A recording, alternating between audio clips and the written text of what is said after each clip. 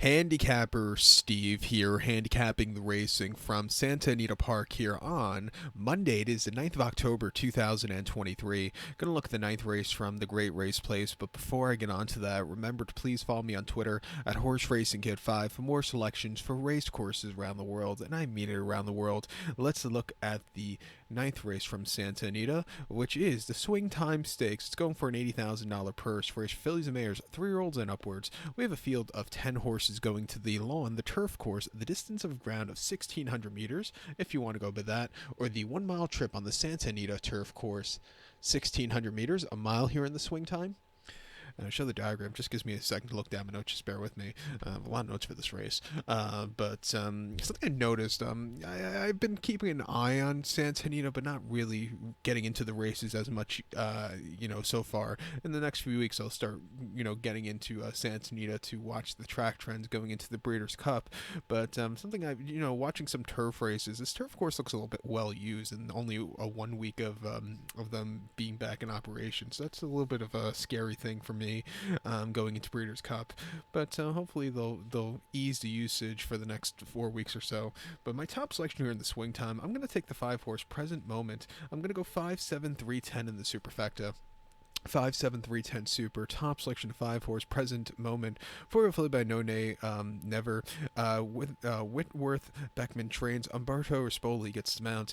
The horse's most recent outing came 7th September, Kentucky Downs, mile 70 on the quirky European-style turf course in the One Dreamer Stakes. He finished 6th by 5 lengths that day, and he just kind of stalked all the way around the race course, and he I don't think he handled it that day. He kind of hit the wall late.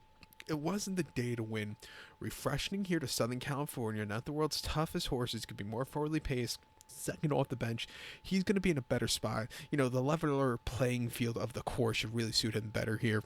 2 back in the Indiana General Distaff Handicap at Indiana, mile 16th on the 8th of July. The horse finished 4th by 4 3/4 lengths that day, and he sat back early. He had a decent turn of foot late, but then everybody kind of got to him right before the wire. He outran his 42-1 odds that day, but he could have still showed something more. And the 8th of June at Indiana, mile 16th in Lions Race 36,000, winning by 1 1/4 lengths that day from a tracking trip. He was a little bit wide, but he really took off clear. A very nice race in his sophomore appearance stateside. His freshman appearance stateside came at Keelan, 23rd of April, 1 mile allowance race. He finished 12th by 13 lengths that day. The winner for the flag was the next start winner. This horse wanted to go. Raylu Gutierrez had a strong hold on the horse that day, and he just never really got going. He had to steady a few times. It wasn't his day to win.